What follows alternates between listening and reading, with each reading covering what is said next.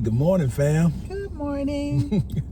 Welcome to another adventure with Peggy. and the Don. We were not planning on recording anything this morning.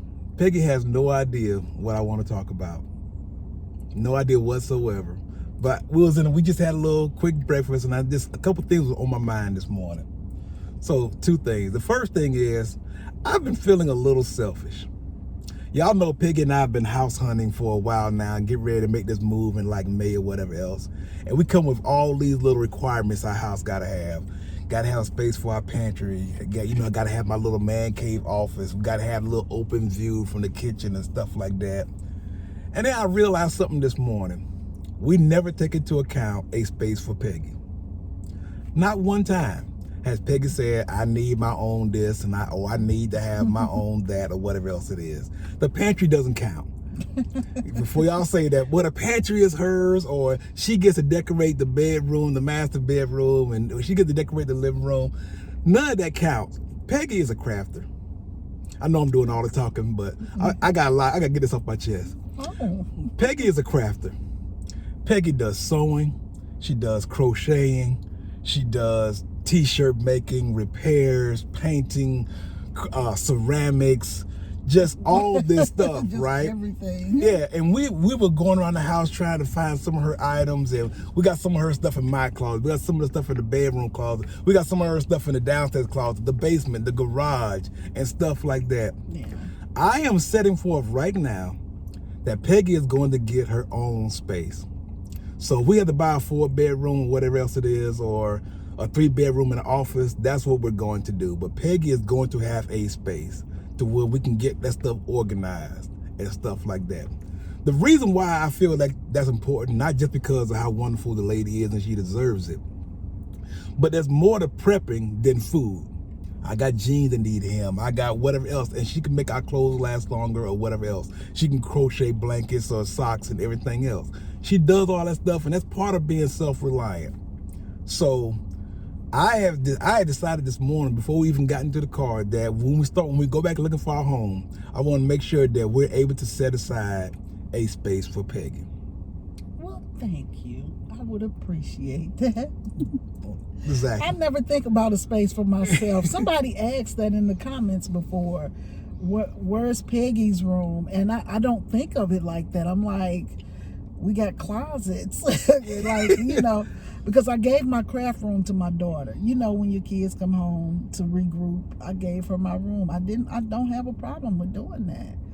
And I don't know what made Donald come on here and say this stuff today. It was almost heartbreaking to me this morning and stuff. I walk into the room and she got stuff around. Where is my this? Where is my that? Well, the problem is I have too much stuff. Like, I should narrow my crafting down to maybe 1 or 2 things and not 8 or 9. Like, I want to do everything.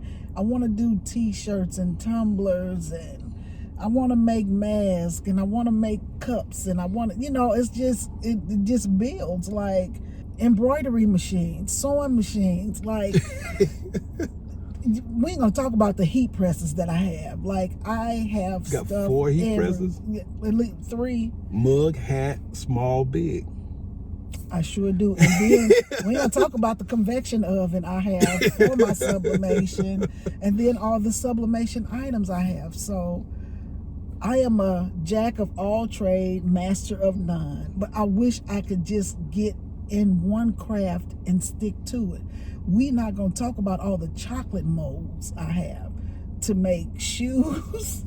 We're not going to talk about the balloon crafting I do. Like, my hand is in everything. So I'm basically taking over the house. So I appreciate him saying I need my own space, because I really, really do. I really do. Okay.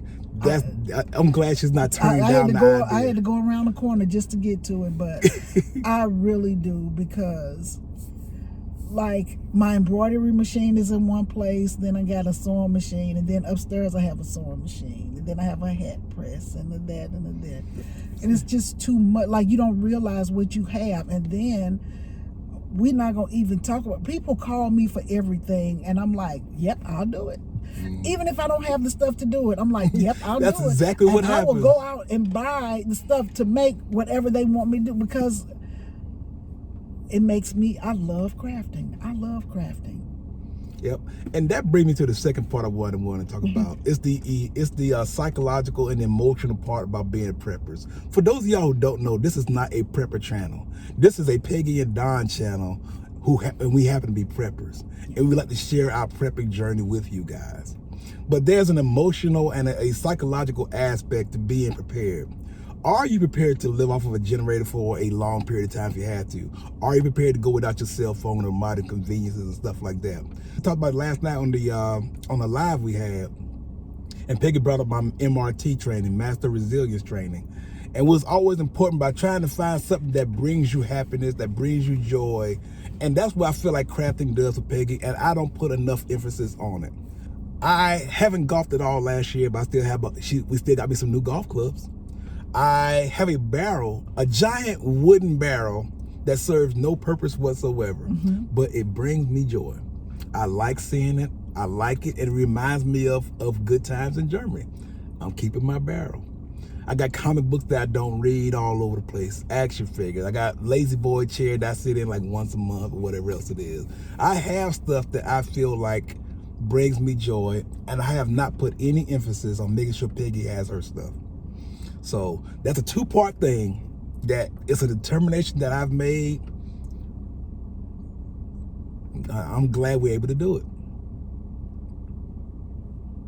So this is a total shock. She had no idea what I was talking about, but I am not going to get her home until I make sure that we have a space for Peggy. And that's just what I want to talk to you guys about this morning. Well, I appreciate it. I really do appreciate that. That makes me. I don't like when people do this to me, because I'm like, why me? Why me? Why stuff? Yeah, I don't know. Yeah, I don't know how to accept compliments. I don't know how to accept nice gestures. That's why I couldn't tell her before we came on there, because she'd be like, nope, we're not going to talk about that. Yeah. She'd be like, they don't care about that stuff. They don't want to hear about that stuff. I wanted to make sure I said it. I want to make sure I shared that so y'all can hold me accountable for it. I'm not going to be so cheap to where, okay, we had a 3-bedroom. It's a 2-bedroom in the office. That's enough, because all we need is my room, all we need is the guest room, the master bedroom, and then I can do all the stuff I need in the office. Nope. We're going to have a space for Peggy because it's important and she deserves it. Well, thank you. There you go. And that's about it. Right now, we're going to go take care of some stuff. We got to go pick up some supplies for Peggy's crafting. Yes. And then I'm going to take her over there, and then we'll talk to you guys a little bit later. All right, fam. Hey, what's going on, fam? It's time for another episode of Waiting in the Car for Peggy. I'm not going to the craft store. I've probably been in the craft store. It's Joann's Fabrics. I've probably been in there twice. Nothing cool in there.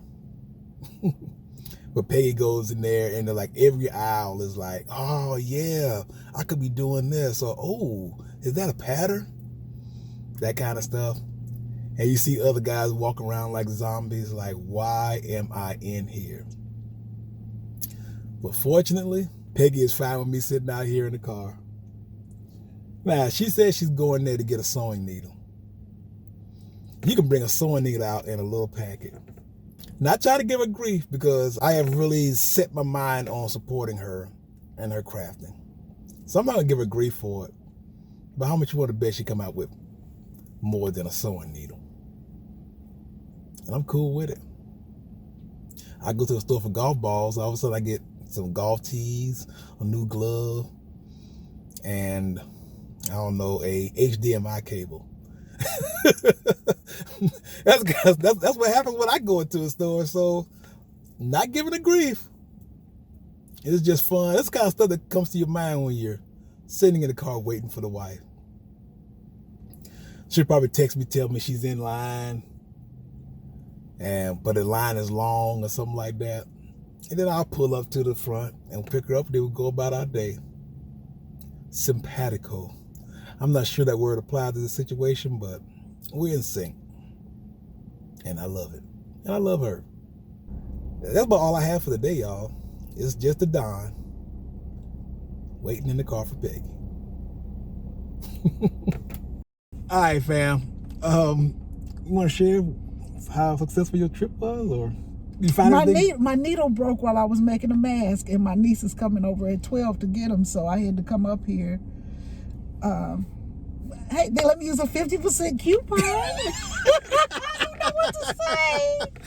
don't know what to say. But I'm saying, you find anything good? You know I what I'm did. saying? Well, you know I'm doing my Valentine's Day stuff, right? Now, I'm going to tell, no, listen. Okay. You know how people could be over helpful? Yeah. So she walked this couple, because this stuff was right in the front. Okay. But she walked this couple through signing on to get discounts and stuff. Yeah. So they had to enter their email address, their address. That's what took so long. I promise. It wasn't me this time. Baby, I promise. But anyway, look at that cute ribbon. Get into that ribbon, y'all. Look at that cute ribbon. I'm doing Valentine's balloons this year.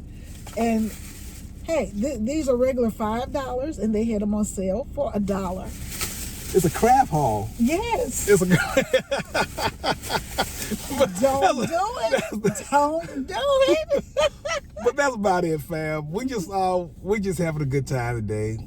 Spend a little more time today, because we got to focus back on us. Yeah. Yeah. We're heading back to the house, fam.